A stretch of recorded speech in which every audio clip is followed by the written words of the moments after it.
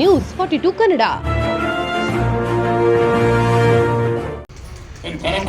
ಕೆಲಸ ಮಾಡಿದ್ದೀನ ನಾನು ಮಂಜೂರು ಮಾಡಿಸ್ಕೊಟ್ಟಂತ ಕೆಲಸ ಕಾರ್ಯಗಳು ಇನ್ನು 5 ವರ್ಷ ಆದ್ರೂ ಮುಗಿಯೋದಿಲ್ಲ.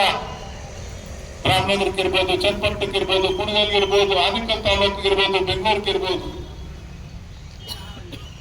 ಇವತ್ತು ಬಂದು ಏನೋ ಹೇಳ್ಕೊಂಡು ಹೋಗ್ತಾರಂತ, ಏನೋ ಮಾಡ್ತಾರಂತ. ನಾನು ಸ್ವಾಗತ ಮಾಡಿದ್ದೇನೆ, ಸಹಕಾರ ಕೊಡ್ತೇನೆ ನಿಮ್ಮ ಅಭಿವೃದ್ಧಿಗೆ. ಇವತ್ತು ತಮ್ಮೆಲ್ಲರ ಆಶೀರ್ವಾದದಿಂದ ಈ ರಾಜ್ಯದಲ್ಲಿ ಕಾಂಗ್ರೆಸ್ ಸರ್ಕಾರ ಅಧಿಕಾರದಲ್ಲಿದೆ. ಸನ್ಮಾನ್ಯ ಸಿದ್ದರಾಮಯ್ಯನವರು, ಡಿ ಕೆ ಶಿವಕುಮಾರ್ ಅವರು ಮುಖ್ಯಮಂತ್ರಿ, ಉಪಮುಖ್ಯಮಂತ್ರಿಯಾಗಿ ಕೆಲಸ ಮಾಡ್ತಾ ಇದ್ದಾರೆ.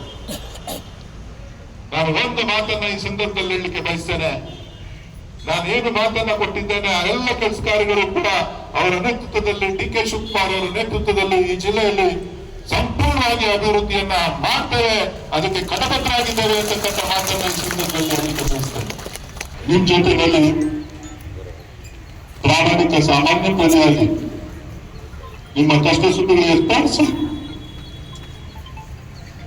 ಒಬ್ಬ ಕಾಂಗ್ರೆಸ್ ಕಾರ್ಯಕರ್ತನಾಗಿ ಖರಗ್ಪುರದ ಅಭಿವೃದ್ಧಿಗೆ ಹಗಲು ರಾತ್ರಿ ಡಿ ಕೆ ಶಿವಕುಮಾರ್ ಅವರ ನೇತೃತ್ವದಲ್ಲಿ ತಮ್ಮೆಲ್ಲರ ಮಾರ್ಗದರ್ಶನದಲ್ಲಿ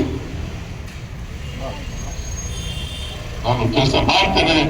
ತಾವೆಲ್ಲರೂ ಕೂಡ ಧೈರ್ಯವಾಗಿರಿ. ಇದು ಕೇವಲ ಆಕಸ್ಮಿಕ ಒಂದು ದುರ್ಘಟನೆ. ಇದನ್ನ ಯಾರು ಕೂಡ ಪರ್ಮನೆಂಟ್ ಅಂತ ತಿಳ್ಕೊಬೇಡಿ. ಈ ಗೆಲುವು